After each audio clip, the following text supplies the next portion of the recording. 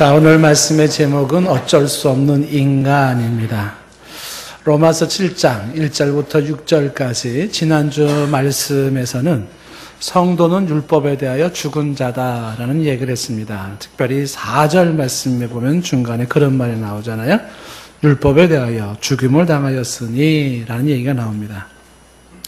그래서 성도는 율법으로부터 자유한 그리스도인을 말합니다.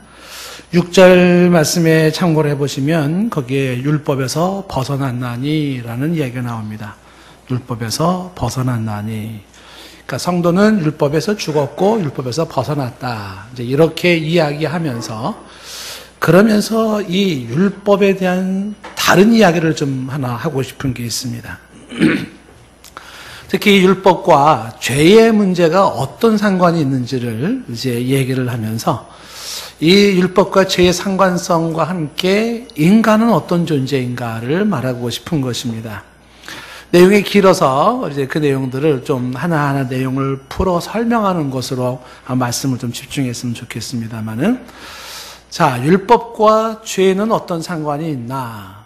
그 율법과 죄의 관계, 그러면서 그거를 통하여 인간이란 어떤 존재인가를 생각해 봅니다.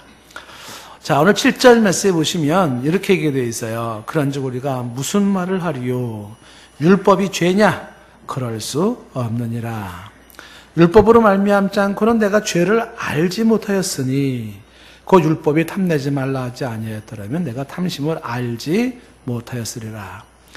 강조하는 게 뭐냐면 율법을 통하여 내가 죄를 알게 되었다라는 것입니다. 율법을 통해서 죄를 알게 되었다라고 하는 것은 몰랐던 죄를 배워서 죄짓게 되었다, 이런 뜻은 아니에요. 그러니까 율법이 나로 하여금 죄를 유발시켰다, 죄짓게 만들었다, 그런 개념이 아니고요. 예, 죄를 알지 못했는데 죄를 알았다라고 하는 말은 죄가 죄인 줄 몰랐는데 죄가 죄인 줄을 알게 되었다, 깨닫게 되었다, 그런 의미입니다. 예를 들면은 지금 7절에서 탐심이라는 얘기를 했어요. 탐심. 그 탐심이 율법이 있기 이전에도 인간 속에 내 안에 있습니다. 근데 율법이 있기 전에는 그게 죄인 줄 몰랐어요, 탐심이.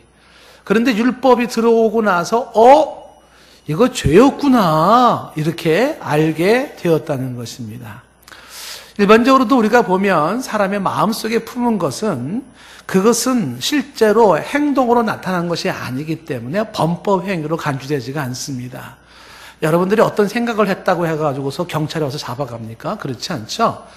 그런데 율법이라고 하는 이 율법이 딱 들어왔을 때는 그렇죠, 행동으로 나타나지 않았다 할지라도 마음속에 생겼던 그것도 죄를 죄로 그렇게 정하더라는 것입니다. 탐심이라고 하는 내 마음속에 탐심이 죄인 줄 몰랐는데 율법이 들어와서 야, 내가 죄를 가지고 있었구나, 이 탐심이라는 죄가 있었구나라는 것을 알게 되었다는 것입니다. 다른 예로 미움도 마찬가지겠죠. 내가 누군가가 미워지는 거죠. 근데 율법이 내게 들어오기 전에, 하나님의 법이 내게 오기 전에는 그 미움이 죄인 줄을 몰랐어요. 근데 하나님의 법이 딱 들어와서 하나님의 법, 율법의 잣대로 딱딱딱딱 재기 시작하는데 어이구, 이게 아주 엄청난 죄구나 라는 것을 알게 되었다는 것입니다.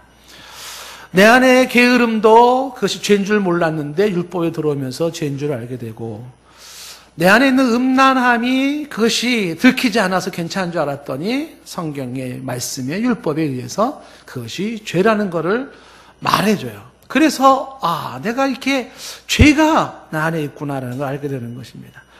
부정직한 모습들이 혹은 불복종하는 것들이 혹은 분노들이 등등이 다 내 안에 지금 죄로서 있는데 그동안 몰랐어요. 근데 그게 죄라는 것이 말씀이 들어오면서 알게 되었다라고 하는 것입니다. 그게 7절 말씀이에요. 자, 이렇게 내가 몰랐던 죄가 내 안에 있었어요. 그래서 8절 말씀에 보면은, 그런데 이 죄가 기회를 탑니다. 기회를 탄다는 것은 기회를 엿본다는 건데, 이 죄라는 놈이 기회를 엿보면서 계명이 탁 들어오니까 계명과 함께 계명으로 말미암아 내 속에서 온갖 탐심을 이루었어요. 자, 이게 무슨 얘기냐면 지금 계명이 들어와서 나로 하여금 죄짓게 만들었다 이런 게 아니고요. 죄를 유발시켰다 그런 게 아니라 이 계명이 딱 들어올 때에 내 속에 있던 그 죄가 그 계명으로 함께 탐심을 이루었다는 게 뭐냐면 탐심이 죄라는 것을 드러내 보였다라는 것이죠.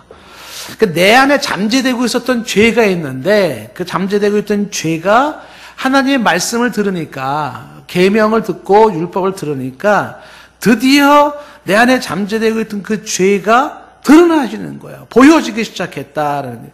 그런데 여러 탐심들이 쫙 이렇게 떠오르고 나타나 보여지기 시작했다는 것입니다. 그래서 8절 끝에 율법이 없으면 죄가 죽은 것이라 이렇게 얘기를 하는 것은 율법이 없으면 죄가 죽었다라는 것은 율법이 없다면 죄도 없는 거다. 이런 식으로 이제 이야기할 때 죄의 존재 자체가 부정되는 걸 의미하는 것이 아니라는 거죠. 단지 율법이 없었다면 죄가 죄로 여겨지지 않고 확인되지 않아. 이것은 마치 죄가 죽은 것처럼 보여질 뿐이다라는 것입니다. 자, 그래서 이 계명으로 말미암아 이 죄가 가려져 있고 숨겨져 있던 죄가 계명을 통하여서 나로 하여금 많은 탐심이 있다는 것을 드러내 보이고 증명해 보이고 알게 했다. 그 율법이라는 그 법이 없었다면 그 죄가 죄인 줄 몰라서 죄는 그저 잠잠하게 있어요. 그렇다고 죄가 없는 건 아니에요. 궁극적으로는. 단지 드러나지만 않았을 뿐이라는 것이죠. 9절 말씀에 전에 율법을 깨닫지 못했을 때에는 내가 살았더니 계명의 이름에 죄는 살아나고 나는 죽었다. 무슨 말일까요 이게요? 전에 율법을 깨닫지 못했을 때라는 것은 내가 죄를 죄로 몰랐을 때 그런 뜻이에요. 율법이라는 걸 몰라서 죄가 죄인 줄을 몰랐어요. 그때는 내가 살았었습니다. 내가 기고만장했어요. 그래서 내가 잘났죠. 내가 최고고 내가 아주 대단했죠. 그 율법이라는 거를 깨닫지 못했을 때는 내가 그렇게 살아 있었어요. 그런데 그 율법이라는 계명이 들어오기 시작하면서 내 안에 잠재되어 있던 그 구정물이 막 일어나는 것처럼 내 안에 죄가 막 살아나기 시작했어요. 이것도 죄, 저것도 죄, 막 죄가 막 떠오르기 시작하면서 결국 나는 죽어먹는 거예요. 나는 죽게 되었다. 그러니까 계명이 율법이라는 게 내 인생에 들어오기 시작하면서 아니 이것도 죄였단 말이야? 아니 이것도 죄였단 말이야? 아니 탐심도 죄라고? 아니 미움도 죄라고? 아니 그런 생각을 한 것도 죄라고? 이게 막 죄라는 게 막 드러나기 시작해요. 그러면서 그 죄라는 게 막 내 삶에서 보여지고 그것이 강조되기 시작하면서 아 나는 죄인이구나 이렇게 되는 거죠. 아 나는 죄를 어찌할 수 없는 인간이구나. 내 평생 이 죄를 가지고 가야 되는 인생이구나. 어쩜 나는 이렇게 죄가 많지? 어떻게 나는 이렇게 죄에 무력하지? 아, 내가 어떻게 이 죄 속에 이렇게 살고 있는 거지? 이렇게 된다는 거죠. 그런 것과 함께 나는 죽는 거예요. 아, 그래. 내가 죽어야 되는, 마땅히 내가 죽는 거구나. 자기가 없어지기 시작하는 거예요. 율법을 깨닫기 전에는 내가 막 살았어요. 이렇게 막. 근데 율법을 알면 알수록 음의 기죽어리고 내가 이제 죽는 거예요. 이렇게 죽는 거예요. 예수님 믿기 이전과 예수님 믿은 이후가 달라진 게 이게 달라지는 겁니다. 믿기 이전에는, 예수님 믿기 이전에는 내가 죄인인 줄을 몰랐습니다. 그래서 내 잘난 맛에 사는 거예요. 근데 예수 믿고 난 이후에 달라진 게 뭐냐면 내가 지독한 죄인이라는 걸 알게 된 겁니다. 그래서 결국 내 잘난 맛에 사는 게 아니라 그저 자비와 긍휼과 용서를 구하며 사는 삶이 되었다는 거예요. 신앙생활 하시는 분 중에 동산교회에서 지금 오신 지 얼마 안 되신 분이 그런 얘기를 하시는 거죠. 내가 예수님 이제 믿은 지 얼마 안 됐는데 교회 와서 한 가지 알게 된 게 내가 죄인인 줄 알게 됐다는 거예요. 내가 죄인. 그게 성경을 통해서 제대로 지금 들어간 거, 말씀 제대로 들어간 거죠. 예수님 믿기 전에는 내가 죄인인 줄 몰랐는데, 보니까 내가 죄인이었구나.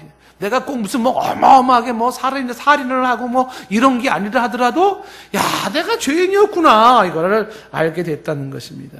그게 뭐냐면, 성경을 통해서 성경이 말하는 인간, 성경이 말하는 인간이 뭐냐라고 할 때, 성경에서 말하는 인간의 실체, 인간의 실존은 인간은 죄인이라는 거예요. 그것을 율법이 알게 해줬다는 겁니다. 내가 죄인이구나. 내가 그 죄로 사형 대상이었구나. 사형 대상이었어요. 이게 율법이 들어오면서 나에게 알려준 것이었다라는 것입니다. 그래서 10절 말씀에 말하기를 생명에 이르게 할 그 계명이 내게 대해 도리어 사망에 이르게 했어요. 자, 여러분 이 10절 말씀을 가지고 질문을 제가 한번 던져볼 테니까 한번 대답을 해보시겠습니까? 계명, 하나님의 말씀이라고 하는 이 계명, 다른 말로 율법이라고 할 수도 있고 뭐 하여튼 계명이 하나님의 말씀이 있는데 그 계명은 사람에게 생명을 주기 위함인가요? 사람을 죽이기 위함인가요?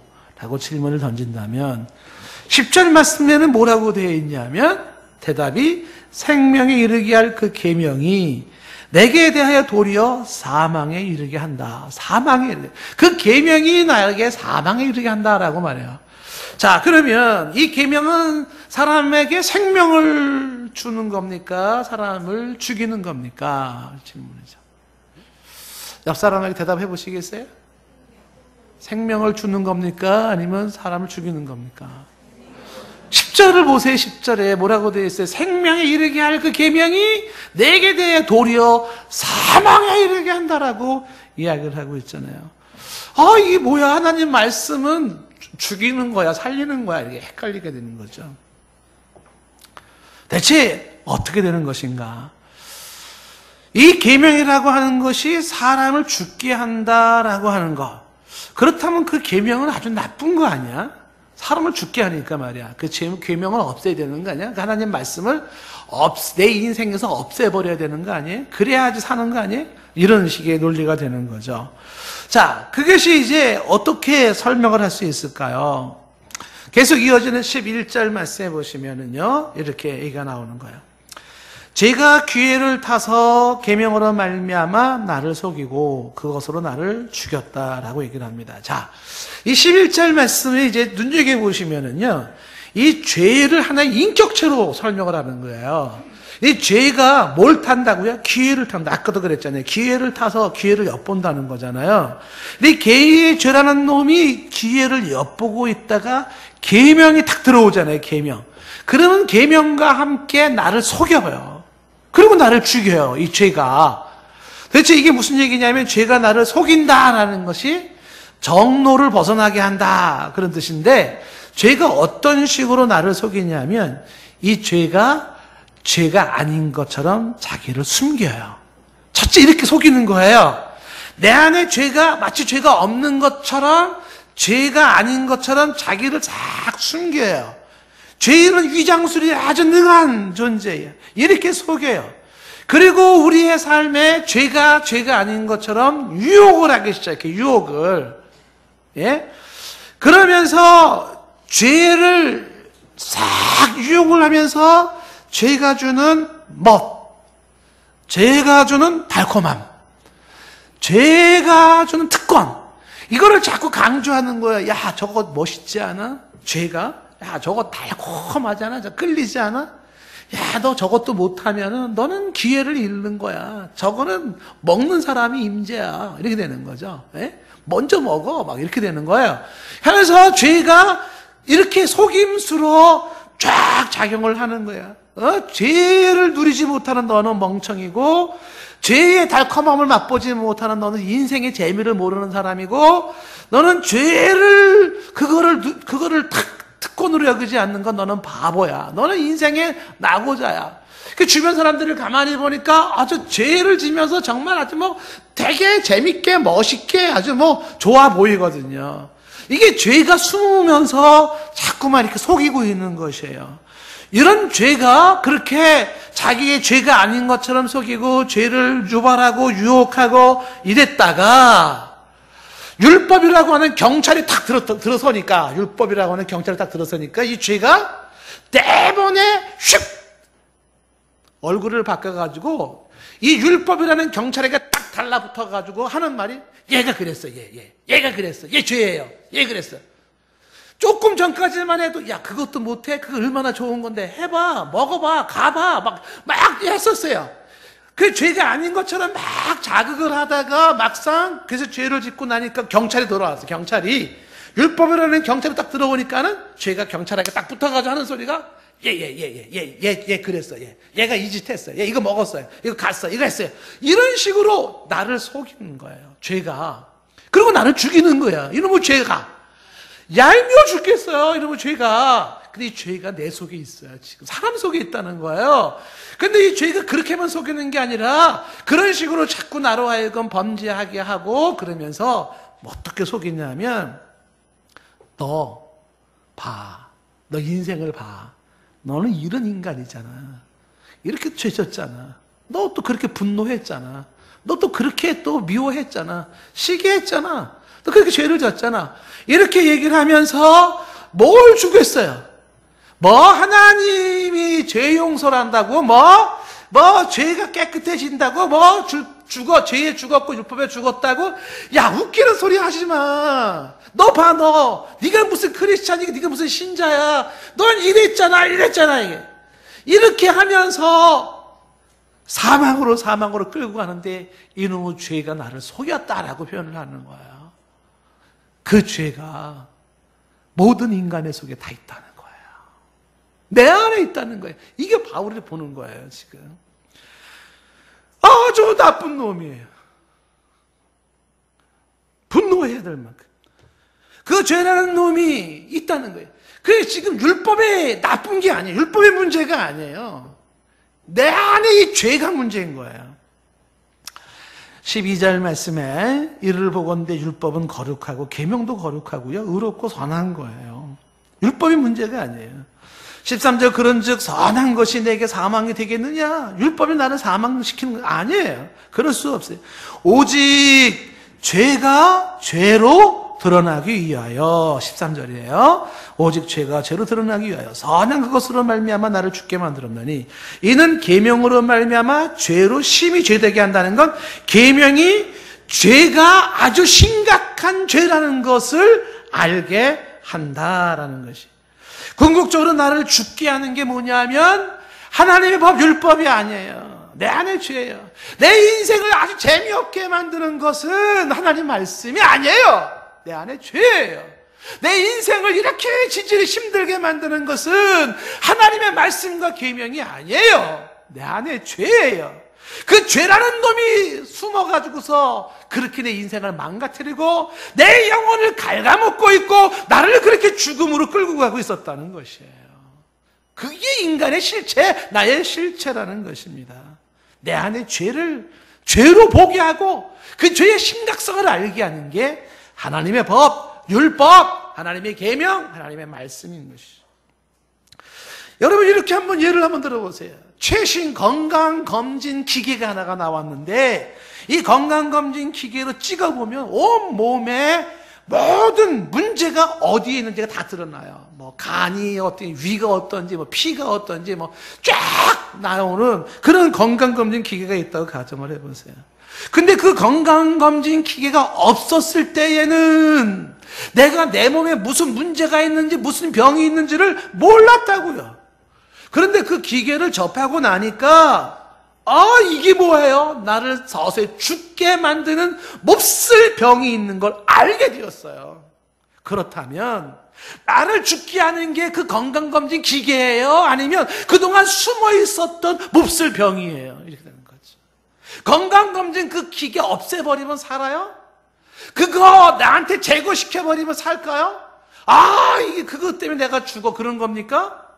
아니에요. 율법은 그 기계와 같은 것이죠. 보여주고 알게 해주는 거예요. 문제는 뭐예요? 내 안에 또아리를 틀고 있는 이 뱀 같은 죄예요. 그놈이 싹 숨어서 내 영혼을 갉아먹고 있었어요. 내 삶을 피폐하게 만들고 있었어요. 나를 죽음으로 끌고 가고 있었어요. 그게 내 안에서 작동하고 있었다는 것이에요. 죄의 심각성을 알게 하는 게 계명이더라. 14절 말씀에 우리가 율법은 신령한 줄 알아요. 그런데 나는 육신에 속해서 죄 아래 팔린 거예요. 율법은 신령해요. 문제는 내가 문제예요. 내가 어디에 속했냐면 육신에 속해 있습니다. 이 육신에 속해 있다는 건 죄에 대해 저항하지 못하고 죄의 유혹에 쉽게 빠지는 것을 의미해요. 육신에 속한 나는 죄의 도구로 내 자신이 쓰여지기 쉬운 존재예요. 그래서 죄 아래 팔려가는 내 모습이에요. 팔려가요. 진정한 내 영혼이 인신매매 당하고 있어요. 죄로 인하여 팔려가고 있습니다. 이 죄 아래 팔려가고 있다는 이 부분에 대해서 이제 학자들이, 신학자들이 아주 샤프하게 아주 토론을 하기 시작해요. 어떤 토론이 이루어지는 거냐면 이 죄 아래 팔려간다라고 하는 이것은 예수 믿기 이전의 이야기냐, 예수 믿은 이후의 이야기냐, 이렇게 이제 토론이 이루어지는 거예요. 그래서 많은 사람은 이건 예수 믿기 이전이겠지. 죄 아래 팔려간다는 거는. 그 왜 그러냐면 죄 아래 팔려간다라고 하는 것은 이 얘기는 앞에 6장 18절이나 6장 22절 말씀과 모순되는 것처럼 보여지기 때문에 그래요. 여러분 6장 18절 말씀에 뭐라고 되어 있냐면 죄로부터 해방됐다는 얘기가 나와요. 죄로 해방됐다. 그리고 6장 22절 말씀에도 너희가 죄로부터 해방되고 라고 말하고 있어요. 그렇다면 지금 죄로부터 해방됐다라고 하는 이 크리스찬, 예수 믿은 이후의 모습이라면 그렇다면 14절의 오늘 말씀에 죄에 팔린다는 건 대체 뭐냐 이거예요. 여러분에게 질문을 한번 해볼게요. 성도는 죄로부터 해방된 자인가요? 죄에 팔리는 자인가요? 지금 14절 말씀에 뭐라고 되어 있냐면 죄에 팔린다고 되어 있어요. 이것이 예수 믿기 이전의 이야기가 아니라는 겁니다. 제가 상황 설명을 충분히 못하지만 시간상 전 문맥을 다 보면 예수 믿은 이후예요. 예수 믿은 이후에 내가 육신에 속한 상태에서 죄에 팔려간다는 거예요. 그렇다면 앞에 얘기했던 죄로부터 해방된다는 얘기가 이게 안 맞지 않는가? 이제. 내가 정말 죄에서 해방된 자예요? 아니면 죄에 팔려가는 신세예요? 정답은 둘 다라는 거예요. 죄로부터 해방된 자로서 죄에 팔려가는 내 모습이에요. 여기에 성도의 갈등이 있어요. 이게 성도의 실상인 것입니다. 죄와 사망에서 해방됐으면서도 죄와 사망에 끌려가는 게 성도예요. 죄와 사망에서 자유했으면서도 죄와 사망에 끌려가는 게 성도의 모습이에요. 여기에 성도가 힘들어지는 거죠. 바울이 지금 이 자신의 모습을 보고 있는 겁니다. 자, 계속해서 보세요. 어떤 이야기를 하고 있는지 15절에 보시면 내가 행하는 것을 내가 알지 못하여. 이게 무슨 얘기입니까? 내가 나를 이해가 안 되는 거야. 내가 이해가 안 돼요.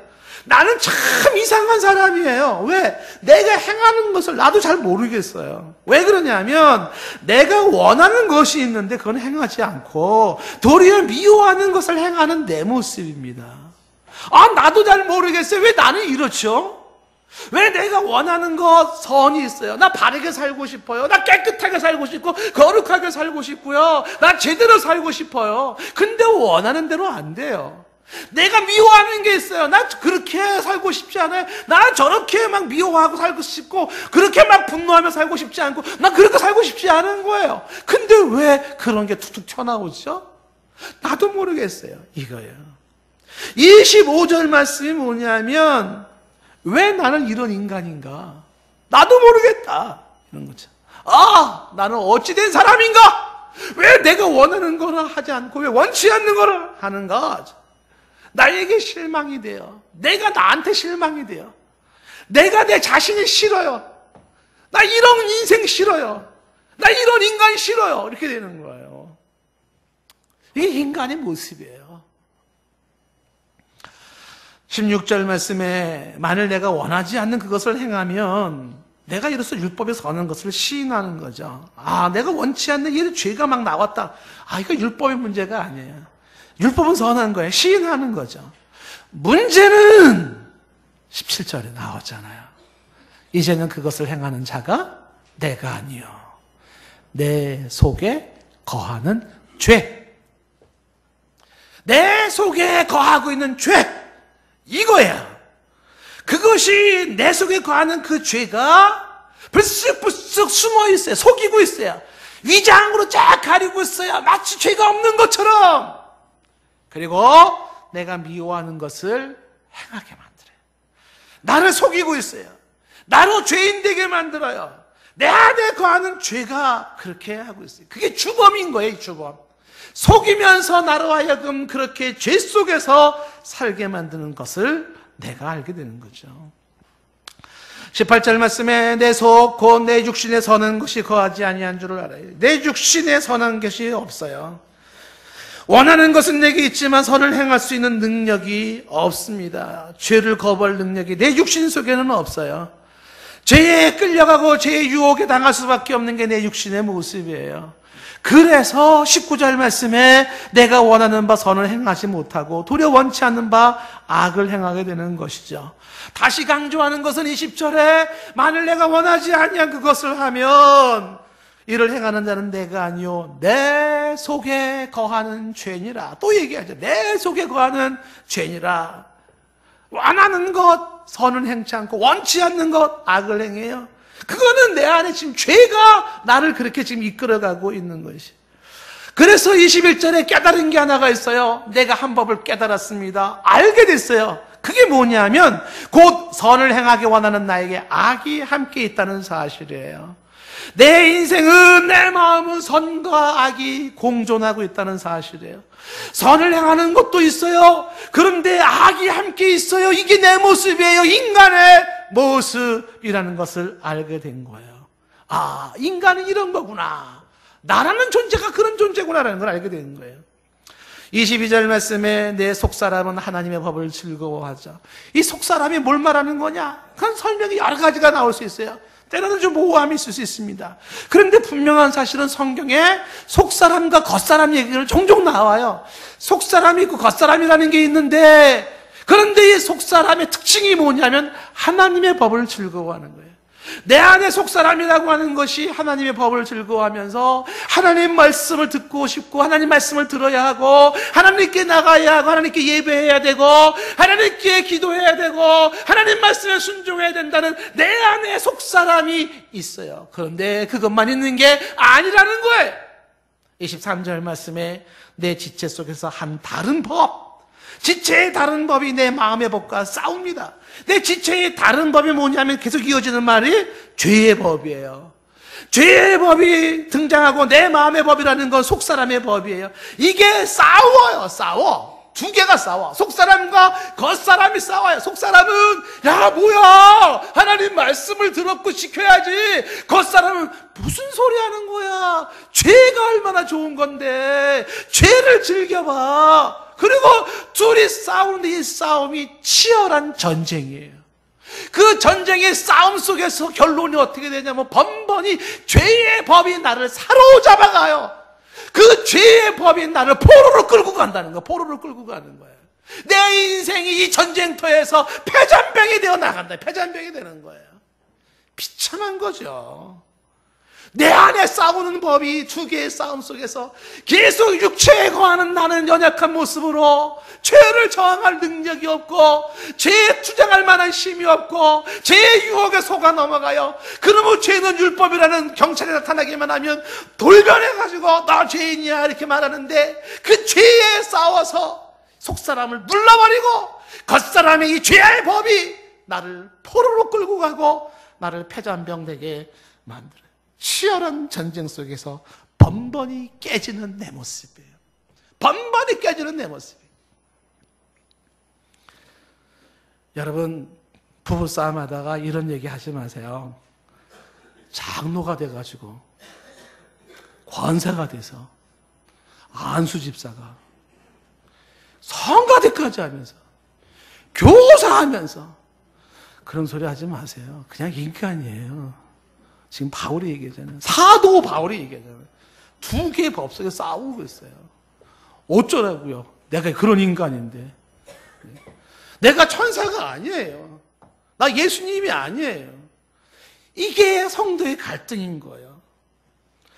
그래서 이 바울은 절규를 해요. 어떤 절규를 합니까? 24절 말씀에 오호라 나는 곤고한 사람이로다. 이 사망의 몸에서 누가 나를 건져내려라고 말하잖아요. 이 곤고한 사람이라 하는 게 뭐냐면 괴롭다는 거야. 인생 괴로워 이렇게 되는 거야. 정말 인생 미칠 것 같아 이렇게 되는 거예요. 오라 나는 곤고한 사람이로다. 그 절망이, 그 절규가 솟구칠 수밖에 없어요. 이 사망의 몸에서, 어찌할 수 없는 이 죄인의 몸에서, 평생 안고 가는 이 죄사의 삶에서 누가 나를 건져낼 것인가? 어떻게 누가 나를 좀 건져줄 것인가? 이 숨어있는 쥐새끼 같은 죄가, 이 더러운 죄가 내 안에 또아리를 들고 숨어서 불쑥불쑥 나로 하여금 죄의 삶으로 이끌어가고 있는데 견딜 수가 없는 거예요. 오라 나는 곤고한 사람이로다. 누가 이 사망의 몸에서, 이 처참한 모습에서 나를 좀 건져주겠는가? 내 인생이 이런 건데, 내 삶이 이런 건데 누가 나를 좀 건져주겠냐고 외치는 거죠. 누가 나를 건져내랴. 눈물겨운 호소죠. 정답은 예수 그리스도예요. 그래서 예수 그리스도가 필요한 거예요. 25절 말씀에 예수 그리스도로 말미암아 하나님께 감사하리로다라고 말하면서 그 예수 그리스도를 통한 이제 구원의 역사를 8장에서 구구절절 이제 설명하기 시작하는 거예요. 8장에 들어가면서 예수 그리스도가 그래서 필요하다라는 거예요. 그의 대속이, 그의 구속이, 그의 죄사함이, 그의 보혈이, 그의 자비와 그의 긍휼이, 그의 은혜가 필요하다는 이야기를 하는 거예요. 율법은 어떤 의미에서 굉장히 고마워요. 왜? 내가 저주받아 죽어야 될 죄를 알게 한 게 율법이고, 그러므로 너는 너 힘으로 너를 구원할 수 없다는 걸 알게 한 게 율법이에요. 그래서 너는 예수가 필요하지 않냐고 간접적으로 외쳐주는 게 율법이에요. 그 율법은 그런 의미에서 고마워요. 오늘 말씀을 정리하면 결론은 이런 거예요. 인간은 말이죠, 어쩔 수 없는 인간이에요. 육신에 속한 게 인간이요, 죄를 이기지 못하는 게 인간이요, 번번이 악의 포로로 끌려가고 있는 게 죄의 인간의 모습이에요.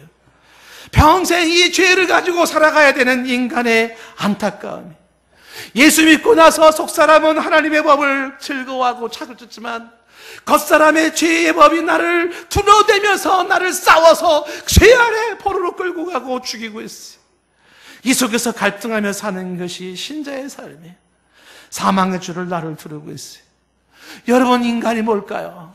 성경적으로 말하는 인간의 실상이 뭘까요? 이게 인간이에요. 내 안에 싸우고 있는 두 모습이 나의 모습이. 인간이 인간으로 살면서 번민하고 고민하고 갈등하는 것은 바울만이 아니에요. 바울은 그 고민과 번뇌 속에서 그래서 예수 그리스도가 왜 필요한지, 그리스도의 의의, 그리스도의 가치, 그리스도의 그 중요성을 잡고 구원의 감격에 들어가는 모습이 있었고, 마찬가지로 이 인간의 이 죄의 모습 속에 갈등했던 게 마틴 루터도 그랬죠. 종교개혁자 마틴 루터도 똑같은 고민을 했어요. 나는 왜 이런 인간인가? 어찌할 수 없는 자신의 모습 속에서 그는 처참한 모습으로 방바닥을 뒹굴렀잖아요. 그리고 너무너무 괴로운 나머지 루터는 채찍을 만들어가서 자기 몸을 때렸어요. 피가 나도록 때렸어요, 자기 몸을. 이 인간은 왜 이런가? 왜 육신이 이거밖에 안 되나? 그렇다고 해가지고 그러면 죄가 도망가요? 나를 학대한다고 죄가 도망가요? 아니에요. 그 죄는 구석진데 쪼그리고 앉아가지고서 킥킥대고 웃고 있는 거죠. 그 꼴 보고 싶었다 그러는 거죠. 난 너가 그렇게 비참해하는 모습을 보고 싶었다? 아이고 재밌네, 깨소금이네, 이러고 있는 게 나를 속이는 죄의 모습인 것이죠. 예수 그리스도를 통하여서 내가 나의 삶의 구원을 말할 수 없다면, 예수 안에 들어간 나를 발견할 수 없다면, 예수님의 보혈의 시선으로 나를 볼 수가 없다면, 내 인생에 예수님이 없다면 나는 오라 곤고한 사람이로다. 이게 평생 갈 수밖에 없는 거예요. 예수 안에서, 예수님으로 인하여서 그 나의 한계성을 뛰어넘을 수 있고 나의 그 모든 문제를 벗어날 수 있음을 발견한 것은 바울이고 루터고 철학자 키에르케고르도 마찬가지고 수많은 믿음의 선조들이 그러했다는 것입니다.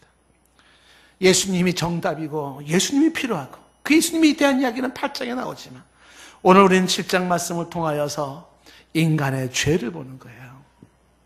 어찌할 수 없는 인간의 죄. 내 앞에 있는 사람, 내 옆에 있는 사람, 그리고 나 자신이 이 인간을 뛰어넘지 못해요. 이 인간을 벗어나지 못해요. 인간은 인간이에요. 그 이상도 그 이하도 아닌 인간이라는 것이죠. 예수 그리스도에 대한 필요성이 더욱더 간절해지기를 원합니다.